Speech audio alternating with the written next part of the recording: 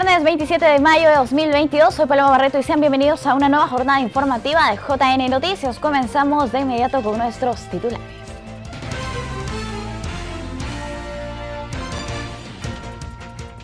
Sistema Electoral advierte imposibilidad de realizar elecciones internas complementarias.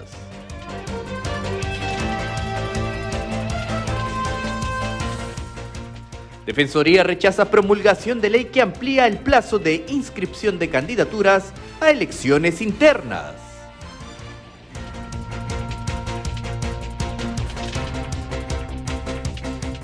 JN rechaza actos de violencia por reclamos para la ejecución de internas complementarias.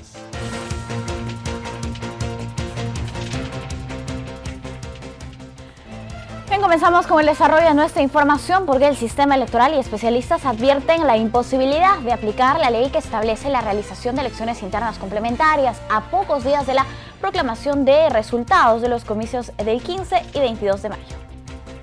El JNE, OMPE y RENIEC a través de un comunicado advirtieron la imposibilidad de aplicar la ley número 31481 que dispone la realización de elecciones internas complementarias. El sistema electoral precisa que esta ley dispone reabrir el plazo para la presentación y modificación de listas de candidatos a elecciones internas y elecciones complementarias, figura que no se encuentra regulada en las normas electorales, resultando jurídica y materialmente imposible cumplir. Asegura además que su aplicación vulneraría los derechos de igualdad y la participación política de quienes oportunamente participaron en las elecciones internas debidamente realizadas y que la modificación del cronograma electoral representaría la vulneración del principio de intangibilidad de las normas, el de preclusión, el de la no retroactividad de leyes y el de seguridad jurídica. Finalmente, el sistema electoral solicita al Congreso la observancia del principio de intangibilidad de las normas que persigue dotar a los procesos electorales de reglas claras y plazos precisos. En esa misma línea, diferentes especialistas electorales señalaron que la aplicación de esta norma no es viable en el contexto de elecciones regionales. No solo formalmente, porque va contra el principio de intangibilidad electoral, sino que materialmente ya es imposible cumplir y me parece que lo más adecuado o a donde va a ir el Jurado Nacional de Elecciones es a inaplicar esta ley. El impedimento del Parlamento de tener iniciativa de gasto. Porque estas elecciones complementarias que se están pidiendo que se realicen van a costarle al país. La OMPE, el jurado y el RENIEC tienen un presupuesto que fue aprobado con la ley de presupuesto del año 2022. Entonces, ahorita el hecho de tener una elección complementaria significaría un presupuesto adicional. La intangibilidad que ya hemos anotado. En segundo lugar, que es fundamental, que es la preclusión de las etapas del proceso electoral.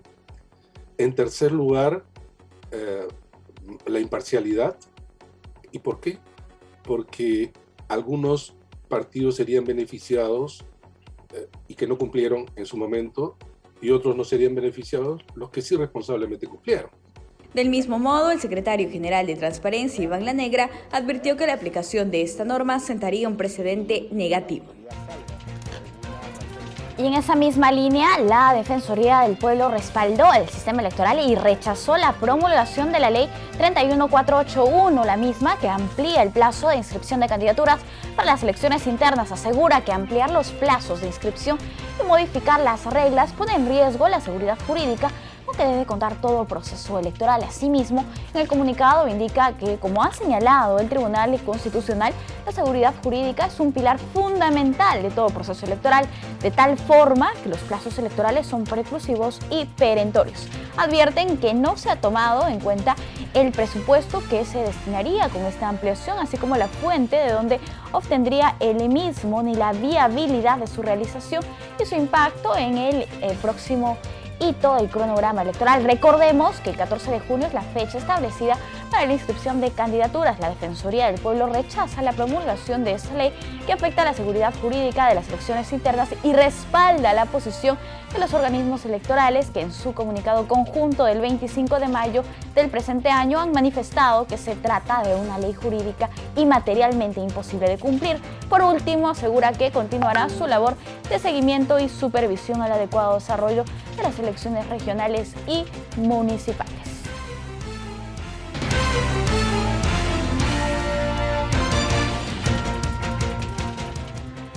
Bien, tenemos una entrevista, ahora conversamos sobre esta ley con José Naupari. Él es abogado especialista en temas electorales y necesitamos que nos explique básicamente de qué trata esta ley, por qué surge la iniciativa de aprobarla en un primer momento en el Congreso y posteriormente también de publicarla, no por el Ejecutivo, sino por insistencia por parte del Legislativo Nacional. Tenemos a José Naupari, en todo caso vamos a darle la más cordial bienvenida. Como siempre es un gusto tenerlo en JN Noticias. ¿Cómo está? Bienvenido.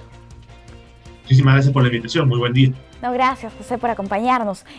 Por favor, explíquenos en un primer momento qué es lo que indica esta ley que se ha aprobado por insistencia, recordemos. Ya, ahí solamente habría que pensar, en realidad no se ha aprobado por insistencia, se ha aprobado porque el Ejecutivo no cumplió con su deber de o promulgar o de observar en el plazo. Entonces, el artículo 108 de la Constitución lo que nos dice es, si pasado el plazo el Ejecutivo ni observa ni promulga, el Congreso está obligado a promulgar. Acá no ha habido un dictamen de insistencia o un debate para su insistencia, sino específicamente el cumplimiento de lo previsto en el primer párrafo del 108 de la Constitución. Independientemente de ello, el problema con esta ley es que, como bien lo ha mencionado el sistema electoral, resulta materialmente y jurídicamente imposible de aplicar, porque más allá de la regla de modificabilidad, más allá del principio de seguridad jurídica, esto socava directamente preclusión y además resultaría su aplicación inviable y contraria al 103 de la Constitución. Me explico. La Constitución nos dice que la ley entra en vigencia a partir del día siguiente de su publicación en el Diario Oficial. Muy bien. El artículo 1 de la ley 31481 dice que se reabre el plazo para el registro de candidatos a elecciones internas. Pero, como bien lo señalaba el sistema electoral, las elecciones internas ya se llevaron a cabo el 15 y el 22. Entonces, reabrir candidaturas para un proceso que ya acabó, entonces no cabe. Si estuviéramos hablando de un proceso que todavía sigue en curso, estamos hablando de elecciones internas, no en general de las elecciones regionales y municipales de 2022, podría haber tenido algún sentido decir que se pueda aplicar, que hay una situación jurídica existente a la fecha para que se aplique el artículo 1. Pasemos al artículo 2, que es un poco lo que algunas oraciones políticas están pidiendo. El artículo 2 regula un plazo excepcional para llevar a cabo elecciones internas complementarias. Pero, sin embargo, habría que recordar que este artículo 2 tiene dos párrafos. El primer párrafo señala que las elecciones internas se llevan a cabo en la fecha programada. ¿Cuál era la fecha programada? El 15 y el 22. ¿Quién la programó? El jurado. ¿Mediante qué resolución? La 923 de 2021, publicada el 26 de noviembre del 2021. ¿Por qué el Jurado Nacional de Elecciones aprobó ese cronograma electoral? Porque el propio Congreso, con la ley 31357, publicada en el plano el 31 de octubre del 2021, le dio la competencia para aprobar el cronograma de elecciones internas. El segundo párrafo de esta ley 31481 dice, si es que no llegasen a realizarse, entiéndase, las elecciones internas, porque estamos hablando de un mismo artículo, se podrá convocar o se podrá realizar las elecciones internas complementarias hasta 10 días antes de la elección, de la inscripción de candidaturas. Esto es hasta el 4 de junio.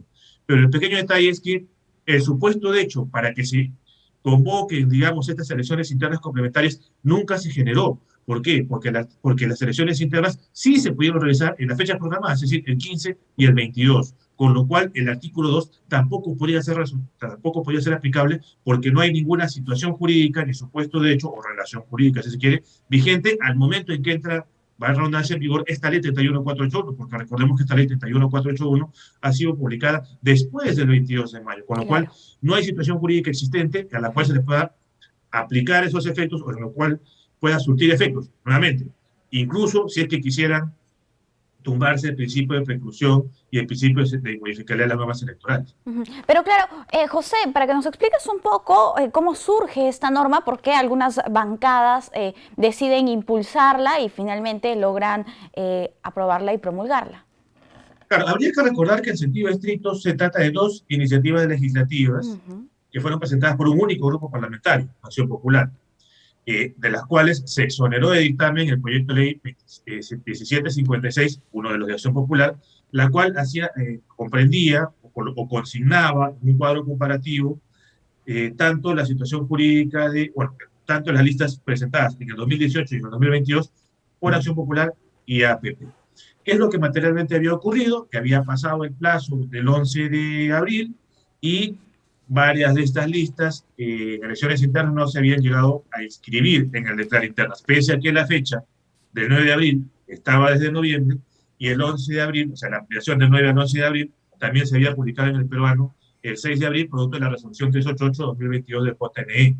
Entonces, como pasó este plazo y no lograron inscribir todas sus listas de candidatos, o eventualmente quisieron hacer algunos cambios para estas listas de candidatos que se tenían que presentar, listas cerradas y bloqueadas, se presenta este proyecto de ley.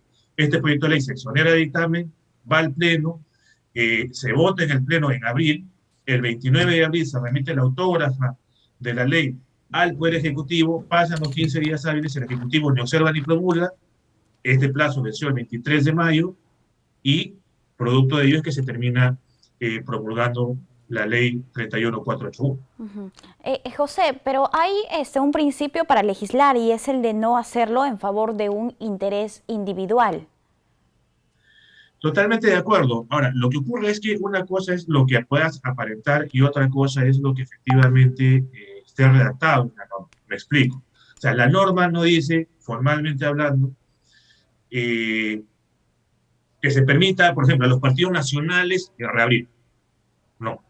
Lo que te dice es cualquiera, o sea, partido político, movimiento regional, lo puede hacer. Ahora, queda clarísimo que efectivamente el grupo parlamentario que promueve la iniciativa legislativa iba a ser directamente beneficiado con la aprobación de la misma, más no iba a ser el único, probablemente, que pueda ser beneficiado. Porque ciertamente la norma está en clave tan general y abstracta que no se sabía, por ejemplo, y eso hubiese tenido que ser interpretado por el jurado si en el supuesto negado lo hubiese querido aplicar, esas listas que se iban a poder registrar eran las listas que ya habían sido admitidas por el órgano electoral central de cada organización política al 11 de abril, de manera que lo único que tendría que hacer es, como se me fue el tiempo, la ingreso, o es que voy a permitir que se ingresen candidaturas que hayan sido presentadas al órgano electoral descentralizado o al órgano electoral central de organización política luego del 11 de abril, lo cual hubiese terminado quebrando aún más justamente la precaución y la seguridad jurídica, por ejemplo. Entonces, ese tipo de carácter abierto para justamente evitar que se pueda decir que se está beneficiando a una única organización política, terminaba generando más incertidumbre. Este tema de no lograr inscripción de candidaturas es una constante en los procesos electorales. En todo caso, tendríamos que sacar una reflexión de esta situación. Claro, bueno, es una reflexión que tendría que quedarse a nivel ya institucional de las organizaciones políticas, porque habría que recordar que las normas las definió el jurado, específicamente el cronograma las definió el jurado en noviembre. O sea, no estamos hablando de una norma que no ha sido publicada en el peruano, no estamos hablando de una norma que salió solamente con 2 o 3 días de anticipación. Ha habido meses. Ha habido un cronograma en el cual, por ejemplo, el jurado estableció que entre el 5 y el 12 de enero tenía que llevarse a cabo la convocatoria de elecciones internas, y en esas elecciones internas tenía que haberse previsto un cronograma específico en el cual se permitiera llegar con tiempo al 11. Y eso ya no es responsabilidad del sistema electoral, eso es responsabilidad de toda la organización política. Si la organización política no se quiere organizar o no puede organizarse dentro de los parámetros previstos en la ley o habilitados por ley que hayan sido fijados por el jurado, ya no es un tema del sistema electoral, es un tema de la organización política. Claro. José, ahora, si el sistema electoral llegara a acatar esta ley, esta normativa, ¿estaría infringiendo o vulnerando algunos principios? Bueno, fundamentalmente, a mi juicio, principio de derecho a igualdad, el tema evidentemente también de los principios de seguridad jurídica y precaución. Y el gran problema es que ya terminas, como bien lo has dado cuenta al remitirte al informe de la Defensoría, al conocimiento de la Defensoría, es que pierdes completa certeza sobre cuál va a ser el marco normativo aplicable. Recordemos que ya el 5 de abril, nuevamente, porque el Ejecutivo ni siquiera promulgó ni tampoco observó, salió la 31437, que permitió presentar nuevamente solicitudes de inscripción de padrones de afiliados que ya se habían presentado el 5 de enero y que ya habían sido desestimados incluso por el Pleno. El Congreso estableció una norma que supuestamente interpretativa, que a mi juicio novela interpretativa, la claramente innovativa, para que puedan volver a presentar esas solicitudes de inscripción de padrones de afiliados que ya habían sido presentadas y retiradas, productos que fueron presentados en más de un momento en sí. Entonces, si el jurado cumpliera esta norma, yo diría, bueno, ¿y qué me asegura que el día de mañana el Congreso no me saque una norma y me diga, no, ya no se presentan las listas hasta el 14, sino que se presentan hasta el 17, 18, o que ya las elecciones no son el 2 de octubre, sino que van a ser en noviembre? Entonces, y haces que termine siendo aplicable el proceso en curso. Entonces generas una incertidumbre absoluta y además también colocas en una situación de desventaja o castigas, por decirlo de alguna manera, a aquellas organizaciones políticas que sí cumplieron oportunamente con registrar sus candidaturas en los plazos fijados por la ley y por el jurado de esa elección. Claro, entonces sentaríamos un precedente negativo. Totalmente de acuerdo, totalmente de acuerdo. Y ahí también pasaría por analizar justamente la proporcionalidad de la necesidad de quebrar eventualmente el principio de modificar las normas electorales, que en este caso no se justificaba en lo absoluto. Y ahí sí entro un poco a colación a lo que mencionabas al intermedio de esta sesión. No se puede negar que había un partido político, que fue el que le impulsó, que tenía un problema claro y que había sido relevado, o sea, esto había sido evidenciado por medios de comunicación, y que pocos iban a ser, al menos, que se tenía conocimiento de los beneficiarios de la norma, más allá de que se abriera para cualquiera. Entonces, se genera un pésimo precedente de un desincentivo para cumplir con las normas electorales. Terminas cumpliendo normas que te reabran plazos, que te amplíen plazos, o que te modifican requisitos e impedimentos con un proceso ya convocado. Claro. Ahora, recientemente también se han visto marchas, y ya para finalizar con la entrevista, se han visto marchas incluso con actos o signos de violencia. Esto también se tiene que evitar. No solo evitar, sino que se tiene que condenar, y creo que es una responsabilidad de las asociaciones políticas, sobre todo las que tienen representación en el Parlamento, a la mesura y también a la autocrítica, ¿no? A la autocrítica, a los parlamentarios, a las asociaciones políticas, que le puedan decir a su militancia la real situación, o que revisen con desapasionamiento, que es un poco complicado en la política, las normas que ellos mismos emiten. O sea, si, por ejemplo, ellos tendrían que hacer una labor de autocrítica, ¿por qué? Porque todo esto pudieron ellos haberlo preveído o resuelto con la acción de la ley 31357 en octubre, ¿no? O sea, ellos mismos sacaron la ley 31354 para poder legislar entre el 1 de octubre y el 31 de octubre. Todo este tipo de situaciones, modificar. Eventualmente, incluso ellos tenían la posibilidad de haber fijado ellos mismos el programa de elecciones internas. Sin embargo, se lo dieron al jurado. ¿Es culpa del jurado? No, la propia ley se la dio. ¿Quién aprueba las leyes? El Congreso. Entonces, lo que tendrían que hacer ellos es una autocrítica, decirles a su militancia, eventualmente no preveímos supuestos en la ley, no preveímos, en el caso de la 31481, que eventualmente el Ejecutivo se iba a esperar a no hacer nada y que pasen a 2 elecciones, y asumir las responsabilidades internas que correspondan. O sea, si al final de cuentas ha habido problemas en el Tribunal Electoral Central de las asociaciones políticas, que fue lo que conllevó a que no se puedan presentar, pese a que el jurado les dio la posibilidad de que se habiliten más usuarios, porque no es cierto que solamente podía hacerlo una única persona, porque el reglamento permitía que se creen más usuarios. Entonces, y es un tema que tendrán que ser responsables a los presidentes de los órganos electorales centrales de cada organización política. Eso no es un tema que le compete al jurado. Claro. Bien, listo. Nosotros estamos muy agradecidos con usted por acompañarnos aquí en JN Noticias. Entonces, gracias. Hasta una próxima oportunidad. Clarísima la información que nos brinda José Naupari, abogado especialista en temas electorales. Les contamos que el presidente del Jurado Nacional de Elecciones ha señalado que el JNE aplica la ley para proteger la democracia. El JNE aplica la ley no para dañar, como algunos sectores afirman, sino para proteger a la democracia, cumpliendo su trabajo con honestidad y a cabalidad, aseguró el presidente del máximo organismo electoral, Jorge Luis Salas Arenas. Hay que agregar otro factor que nos obliga a pronunciarnos, es a nosotros como Jurado Nacional de Elecciones y a los demás organismos electorales, y es el de la aparición de normas que ponen en riesgo muy serio los avances logrados por la reforma electoral y que amenazan la seguridad jurídica de las elecciones, ¿no? Y ese es el caso de la ley 31.481, recientemente publicada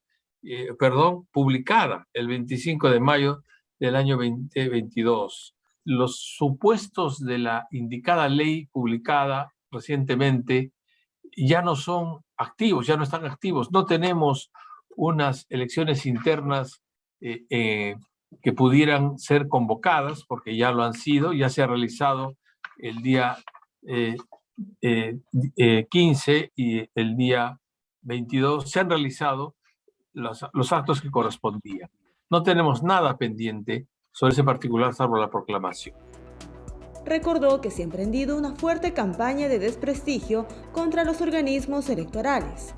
A dicho panorama, agregó el magistrado, se encuentra la aparición de normas que ponen en riesgo los avances logrados en materia de reforma electoral, como es el caso de la Ley 31.481, aprobada por el Congreso. Precisó que dicha ley dispone a reabrir el plazo para la presentación y modificación de listas de candidatos a elecciones internas y la realización de las elecciones internas complementarias. Figura que no se encuentra regulada en las normas electorales, resultando jurídica y materialmente imposible de cumplir. Por otro lado, Salas Arenas reiteró su rechazo a las nuevas falsas denuncias sobre un fraude electoral, supuestamente perpetrado en las elecciones generales del 2021, y enfatizó que no existirá prueba de un fraude porque esa situación no se ha producido en el Perú. En ese sentido, agradeció las muestras de respaldo de diversos organismos internacionales en vista del ambiente que se viene promoviendo en contra de las autoridades electorales. El Jurado Nacional de Elecciones rechaza los actos de violencia ocurridos durante las manifestaciones realizadas ayer en la parte externa de su sede institucional en Jesús María. Asimismo, recomienda a las organizaciones políticas indicar a sus partidarios a actuar bajo principios democráticos y evitar la violencia en sus protestas. Al respecto, comunicaron lo siguiente: los partidarios de una agrupación política se apostaron frente a la sede del JNE en el distrito de Jesús María para protestar por la ampliación de la inscripción para afiliados en los padrones. Respetamos el derecho a la protesta de toda agrupación política o de la ciudadanía en general, pero lo que no podemos tolerar es que se ponga en riesgo la integridad física de las personas, vecinos y nuestros trabajadores. Las personas que llegaron a protestar en esta sede institucional lo hicieron arrojando diversos elementos al interior, tratando de traspasar las rejas del ingreso de la sede institucional y tirando piedras que ponían en riesgo la integridad de los trabajadores. Como cuarto punto, consideran que no es razonable que una organización democrática promueva actos contrarios a los principios y valores democráticos que todo ciudadano debe ejercer, más aún si dicha actitud proviene de una agrupación política. Lo que se ha producido en nuestra sede institucional constituye un hecho sin precedentes y un abuso del derecho que pone en riesgo la vida, la salud de los ciudadanos y también de los trabajadores. Asimismo, la contaminación sonora que constituye una perturbación al vecindario. La Policía Nacional del Perú indican quien brindó las garantías de seguridad del caso. Entendemos que informará a la ciudadanía de los hechos ocurridos a la fecha. Este es el comunicado que dio el Jurado Nacional de Elecciones tras estas protestas con signos de violencia. Vamos a cambiar el ángulo de la información ya para contarles que el Jurado Nacional de Elecciones viene capacitando a personeros sobre el uso del sistema de Clara y mesa de partes con miras a la inscripción de sus listas de candidatos para las elecciones regionales y municipales. La Escuela Electoral y de Gobernabilidad de JNE inició esta semana capacitaciones virtuales en relación al uso del sistema de Clara y mesa de partes dirigido a personeros legales de las agrupaciones políticas que participan de las elecciones subnacionales. El sistema de Clara permite registrar, generar y remitir electrónicamente documentos para iniciar algún trámite ante la entidad, o sea, el Jurado Nacional de Elecciones. Como trámites como ¿qué?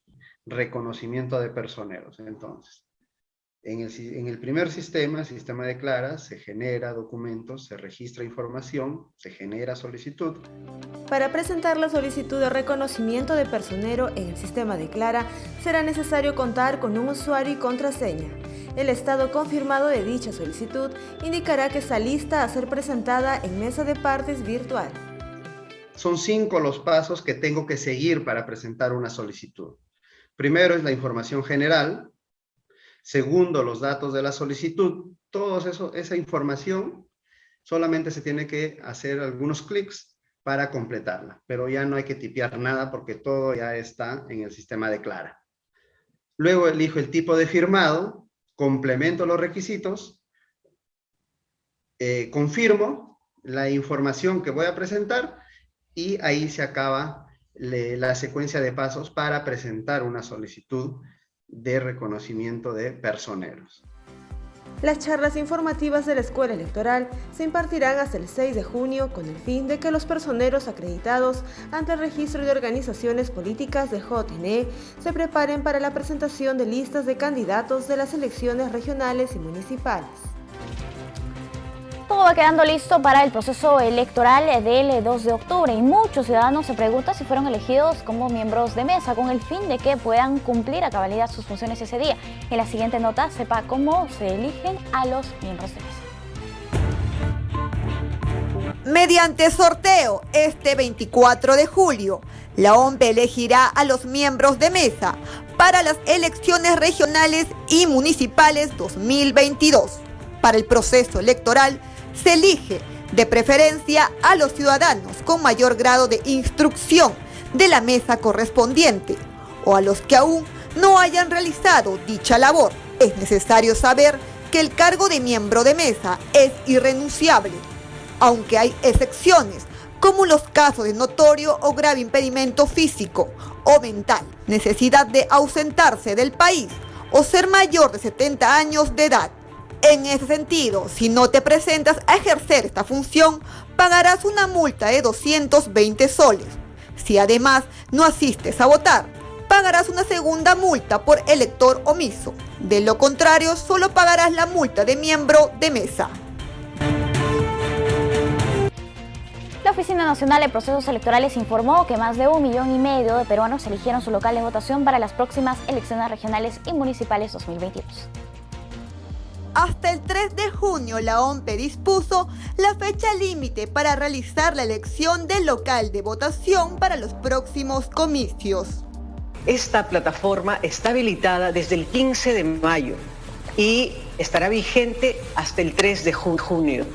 Es muy importante que todos los ciudadanos entiendan que esta plataforma es nueva, o sea, en realidad los que por alguna razón se hayan accedido a Elige tu local de votación para las elecciones generales no necesariamente van a tener el mismo local. Más de 1,5 millones de peruanos ya eligieron su local de votación a través de la web www.eligetulocal.ompe.gov.pe.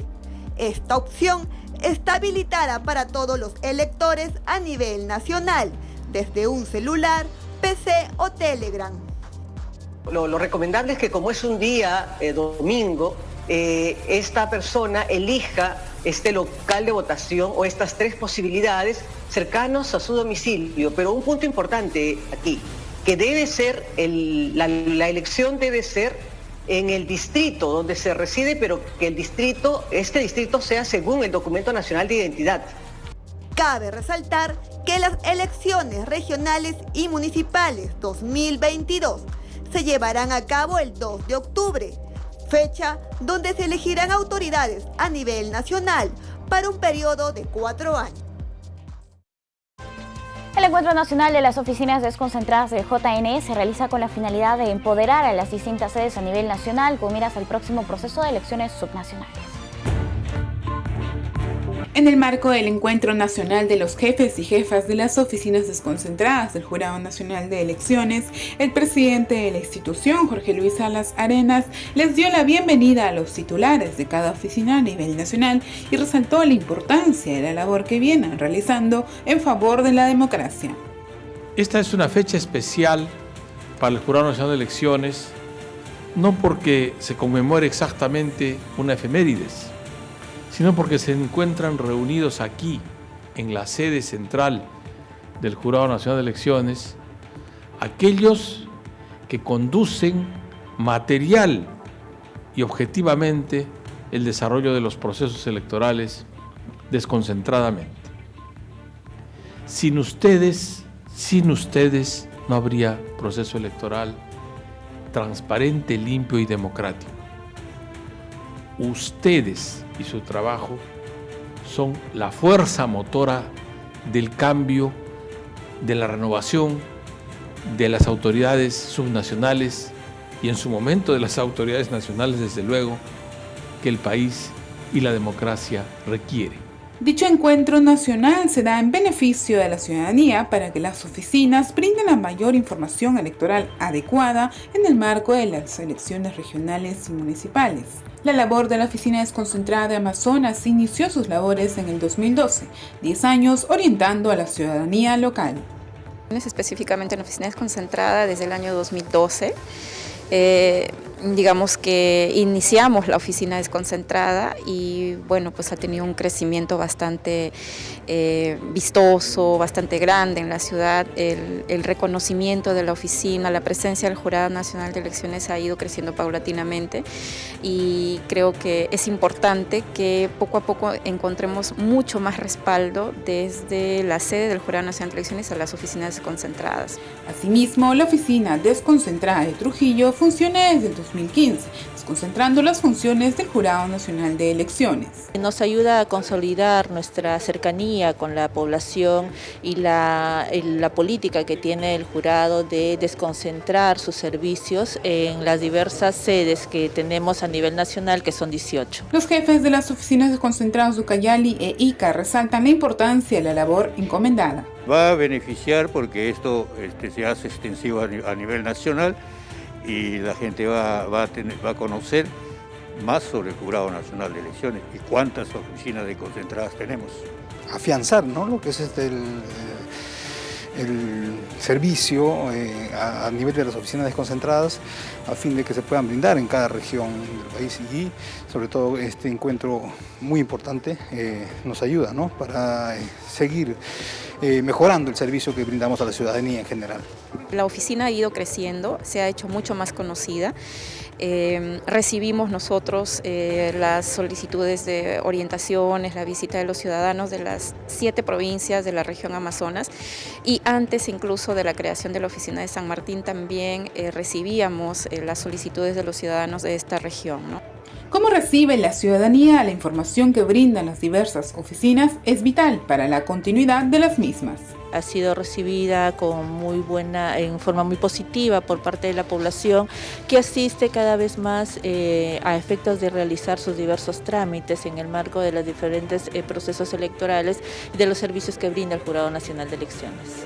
Desde ya nosotros ya venimos recibiendo varias dudas, varias inquietudes de los ciudadanos y este espacio que nos está proporcionando este encuentro nos va a facilitar poder acercarnos a los ciudadanos y poder resolver de una manera más óptima sus solicitudes de información, sus requerimientos, ¿no?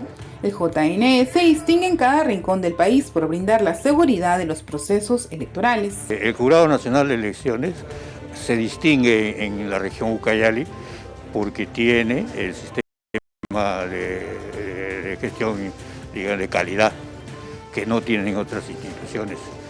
Nos están dando clases de siempre, cursos de capacitación sobre corrupción de funcionarios, anticorrupción. Porque en Ica no solamente vienen de la región Ica, ¿no?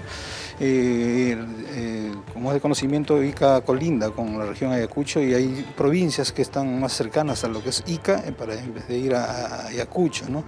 Asimismo también colinda con la región Huancavelica y también Ica también está muy cerca en algunas provincias de la región Huancavelica, así como de la región Arequipa, inclusive que para algunos ciudadanos de esa región es más factible ir a la ciudad de Ica. Asimismo, el director nacional de las oficinas desconcentradas, Paul Vizcarra, detalló lo revisado en el encuentro. Nos ha dado las pautas de atención a los ciudadanos que se acercan a las oficinas desconcentradas.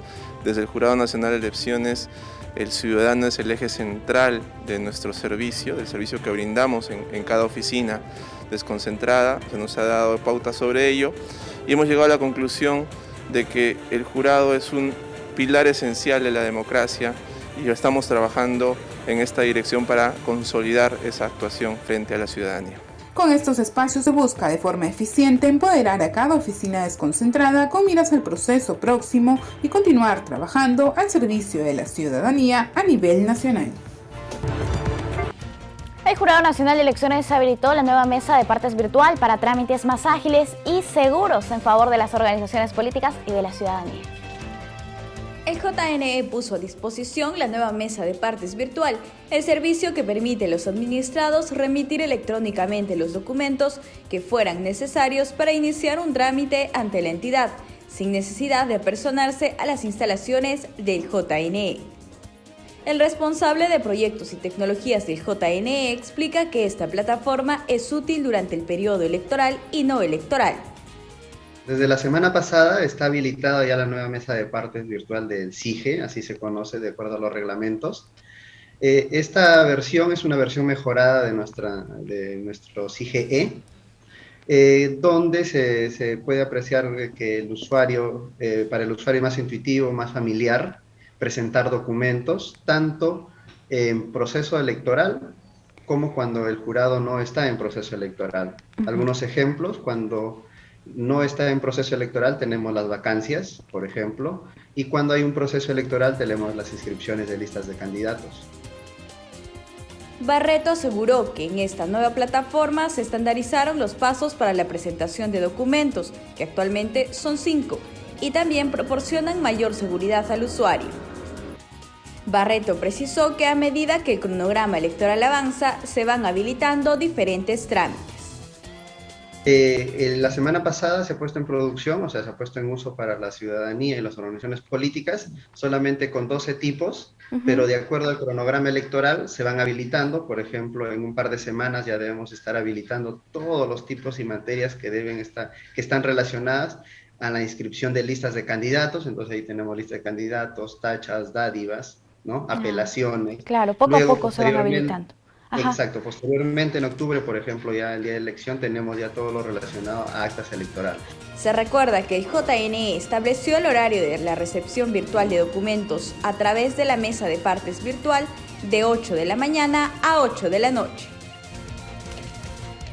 El jefe de la OMPE, Piero Corbeto, suscribió la resolución que aprueba protocolos de seguridad y prevención contra la COVID-19, los cuales deben ser cumplidos de manera obligatoria para todos los servidores y ciudadanos que participen en las elecciones regionales y municipales. El uso obligatorio de mascarillas, la higiene de manos frecuente, área limpia y desinfectada. Estos son algunos de los protocolos de bioseguridad frente al COVID-19 que dispuso la OMPE, para que todos los servidores y ciudadanos que participen en los próximos comicios del 2 de octubre cumplan con la norma. Estos se aplicarán en las oficinas descentralizadas de procesos electorales y las oficinas regionales de coordinación, en el local de votación y espacios abiertos. De igual manera, deberán ser acatados por los electores, personeros y los observadores durante el proceso electoral, así como por los periodistas. Cabe resaltar que es responsabilidad de los organismos electorales garantizar, en el ámbito de sus funciones, todas las medidas de control y seguridad sanitarias establecidas en el protocolo sanitario que, para tal efecto, determinen en coordinación con el Ministerio de Salud. Asimismo, la OMPE continúa el registro de personas con discapacidad a fin de brindarles facilidades en la votación el día de las elecciones regionales y municipales de octubre próximo. El sistema para registro de personas con discapacidad de la OMPE estará habilitado hasta el 8 de junio. Al ingresar, el elector deberá colocar los datos que figuren en su DNI. También podrá consignar el tipo de discapacidad para que el organismo electoral pueda ofrecer las facilidades que el caso amerite. Para comodidad de estos electores, el registro se puede realizar virtualmente desde cualquier punto del país, de manera personal o con el apoyo de un familiar, si así lo requiera. Este registro permitirá a la OMPE adoptar diversas medidas para el día de las elecciones, como habilitar mesas de sufragio especiales que tengan una ubicación preferencial en el primer piso de los locales de votación. Cabe indicar que el registro de personas con discapacidad estará disponible hasta el 8 de junio y se deshabilitará hasta el día siguiente de la jornada electoral. Luego funcionará de manera permanente.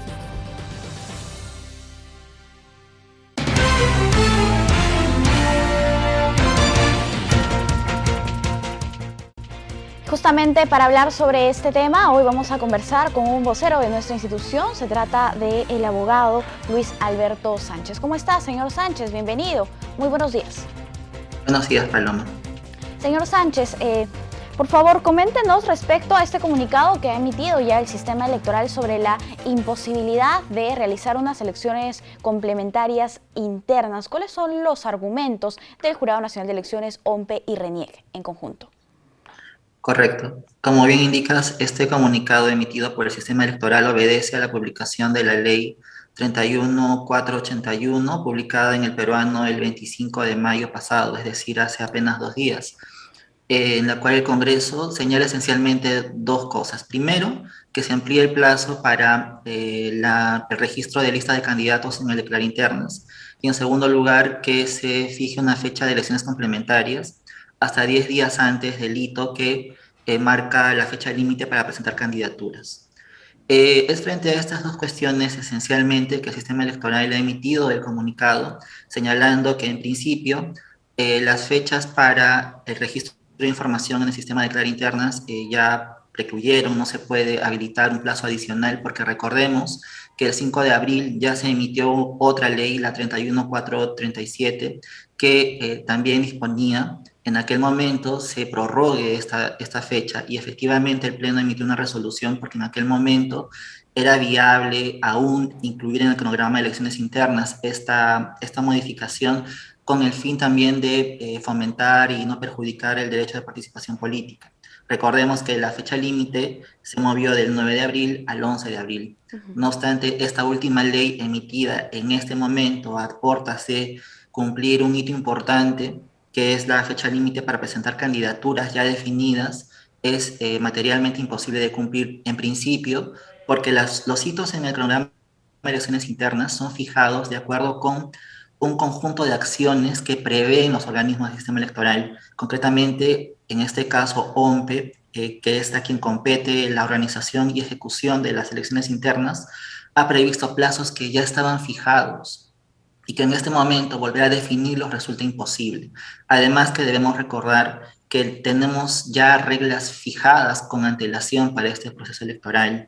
Entonces, una modificación de última hora no es para nada viable ni saludable en este momento para el normal desarrollo de las elecciones y menos aún para que el sistema democrático quede limpio de irregularidades que después puedan denunciarse. Claro. Y el segundo punto, en relación a las elecciones complementarias, la misma ley señala que estas van a tener lugar si es que las elecciones internas no se llevan a cabo. Hay un presupuesto que la misma ley ha marcado y depende esto último, las elecciones complementarias, de que el primer presupuesto de elecciones internas no se desarrolle, cosa que no ha sucedido, porque debemos recordar que el 15 y 22 de mayo se han llevado a cabo de manera exitosa las elecciones internas. Claro que sí. Ahora, también se menciona una vulneración al derecho de igualdad. ¿A qué se refieren con esto? Así es, debemos recordar que a nivel nacional tenemos más de 100.000 candidatos que se han inscrito oportunamente en el sistema de declarar internas. Hay muchas cientos de agrupaciones políticas que han previsto cumplir el registro de sus candidatos en el plazo, incluso con la prórroga que el sistema electoral concedió en su momento. Entonces, en este momento, volver a reabrir y beneficiar a quienes no pudieron por diversas circunstancias cumplir en su momento esta disposición, sí vulnera abiertamente el derecho de igualdad para aquellos candidatos que oportunamente lo previeron y cumplieron con las disposiciones legales y normativas establecidas por el Congreso y después por el Jurado Nacional de Elecciones. Ahora, si hablamos de principios importantes en el contexto de todo proceso electoral, como son la intangibilidad y el tema de la preclusión, ¿esto afectaría gravemente el desarrollo del proceso electoral? Así es. Debemos recordar que un principio básico en un proceso electoral está contenido en el artículo 4 de la Ley Orgánica de Elecciones, y es el de la intangibilidad de las normas que son aplicables a un proceso electoral. Esta intangibilidad precisamente prevé que todo el proceso electoral esté inmerso dentro de un marco jurídico seguro, que no se aprueben leyes de última hora, y eso también ayuda a que el cronograma cumpla sus etapas de manera normal, sin mayores contratiempos, y que cada etapa que se cumple precluye y pasa a la siguiente. Ya no es posible retroceder, reabrir una etapa. Eso es dañino para el sistema democrático. Y si el Jurado Nacional de Elecciones y la OMP llegaran a aplicar esta ley, ¿podrían incurrir en faltas? Desde luego, no sé si a nivel de una falta con consecuencias legales, pero lo que sí a nivel de organización de un proceso electoral tendría un precedente nefasto desde mi punto de vista, porque eso implicaría que las reglas de juego ya se quebraron. Ya la intangibilidad no tendría el peso de un principio, ya se estaría violando ese principio y probablemente podría tener efectos legales para las instituciones que decidan en este momento aplicarlas. Recordemos que el Tribunal Constitucional ha emitido muchas resoluciones, siempre validando las etapas del programa electoral, hablando del principio de preclusividad. Entonces también vemos que, por un lado, el máximo órgano que interpreta la Constitución así lo ha entendido. Entonces, que el sistema electoral también contravenga esa línea jurisprudencial, creo que sí podría tener algunas consecuencias. Bien, ahora, existen algunas organizaciones políticas que están interesadas en que se aplique esta ley que ha sido recientemente promulgada, y alguna de ellas ha realizado manifestaciones, protestas, que efectivamente es su derecho, pero se han visto actos de violencia. Esto ha sido también rechazado por un comunicado del Jurado Nacional de Elecciones, doctor. Así es, el día de ayer se ha tenido una manifestación que no ha sido pacífica. Se han dado algunos actos que podríamos describirlos como violentos, han arrojado o lanzado algunos elementos en contra de la parte frontal del Jurado Nacional de Elecciones. Felizmente no hubieron personas que resultaran lastimadas en este momento, pero definitivamente un acto violento puede desencadenar en lamentables consecuencias. Las agrupaciones políticas interesadas en la aplicación de elecciones complementarias deben comprender que la ley es clara al señalar que una elección complementaria interna va a depender de la no realización de elecciones internas, presupuesto que no se ha dado en estas elecciones. Debo recalcar, el 15 y 22 de mayo se han llevado a cabo de manera exitosa las elecciones internas. Entonces, insistir en este tema y más aún dar una versión distinta a la colectividad es abiertamente engañar el propio texto de la ley. Cualquier ciudadano que puede leer esta ley se va a dar cuenta que la elección complementaria no puede llevarse a cabo. Es imposible materialmente y jurídicamente que el sistema electoral decida llevar a cabo la ley complementaria. Va a contravenir contradictoriamente la propia ley promulgada por el Congreso. Esa es la contradicción en la que podríamos incurrir en este momento. Bien, importante que se mencione. Muchísimas gracias por acompañarnos aquí en JN Noticias, señor Sánchez. Muchas gracias. Gracias, hasta una próxima oportunidad. Nosotros vamos a hacer una pausa, volvemos.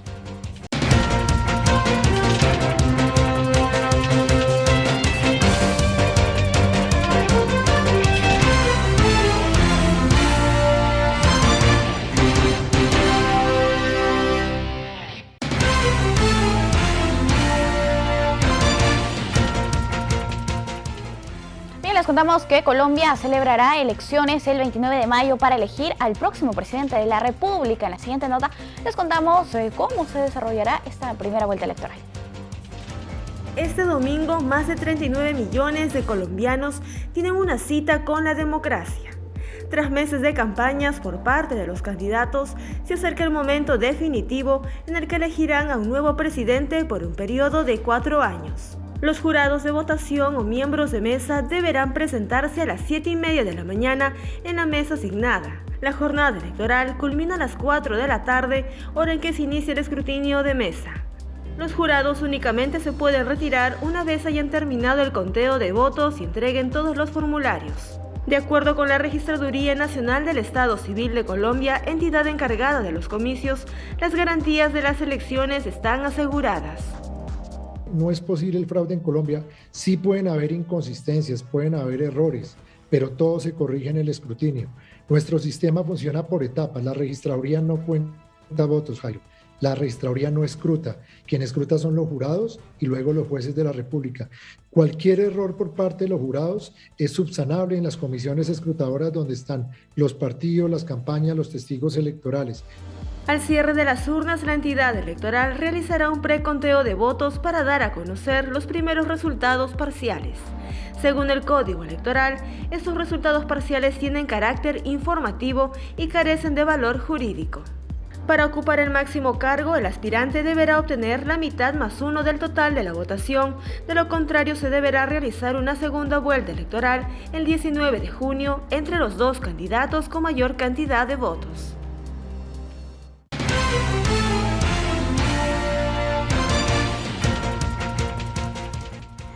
Y para más detalles sobre estas elecciones presidenciales en Colombia, estamos con Francisco Belaúnde, él es analista internacional. ¿Cómo está, señor Belaúnde? Bienvenido, buenos días. Gracias, muchas gracias por la invitación. A usted las gracias por acompañarnos. Bien, coméntenos cómo se prepara nuestro país vecino ya para elegir a su nueva autoridad presidencial. ¿Cómo será el día de la jornada, 29? Bueno, para empezar hay una gran polarización, ¿no? Entre las fuerzas. Se nota que hay una especie de nerviosismo a tal punto que incluso se ha mencionado que habrían amenazas de muerte, en particular contra el candidato Petro, Gustavo Petro, que es el favorito. Por lo menos es lo que él ha dicho, ¿no? Pruebas de que él que hayan amenazas de muerte contra él, no se sabe exactamente.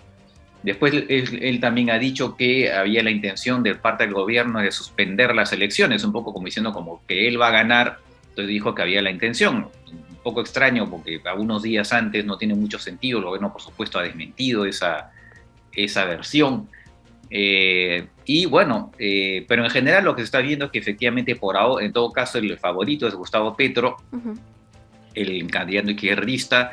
El tema es si puede ganar en primera vuelta o no, eso no parece muy seguro, ¿no? Y entonces, y los otros candidatos, sobre todo en el caso de Federico Gutiérrez, un poco el candidato de la derecha, que en principio debería ser quien vaya a segunda vuelta, pero hay un tercer candidato que es Rodolfo Hernández, que ha ido progresando en las encuestas, entonces que es un empresario de un poco más de 70 años, al que se le dice que es un poco populista, un poco no se sabe muy bien por dónde va y que podría eventualmente llegar a la segunda vuelta. Entonces, eso es últimamente, porque hasta hace no mucho parecía que la segunda vuelta estaba asegurada entre Gustavo Petro y Federico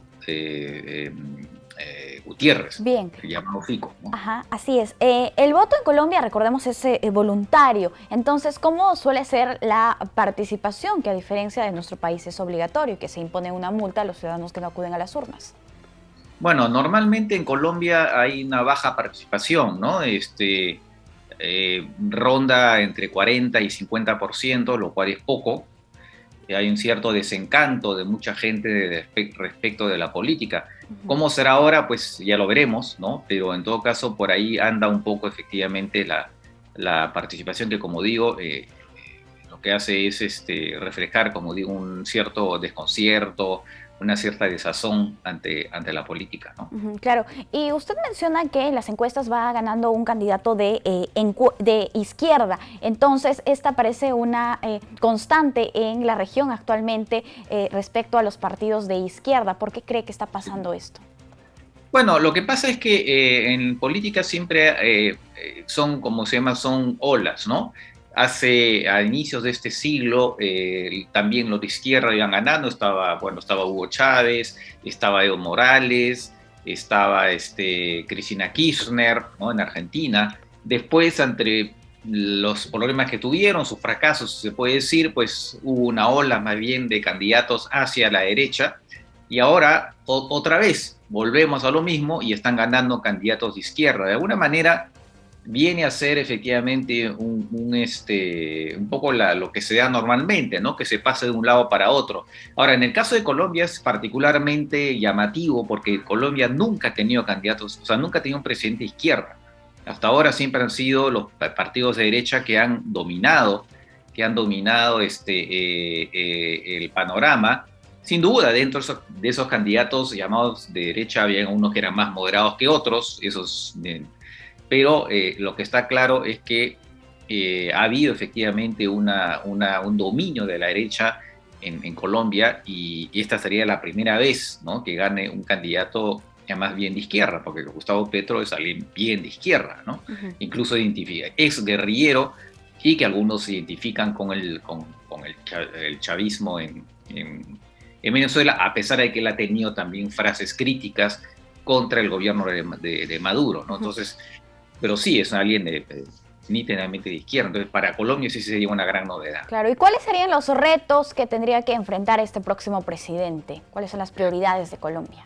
Bueno, yo creo que es el problema que todos estamos enfrentando en el mundo y en la región, ¿no? Que es este tema de la inflación muy grande, ¿no? Que está generando, ya está generando problemas, ¿no? El tema de los alimentos.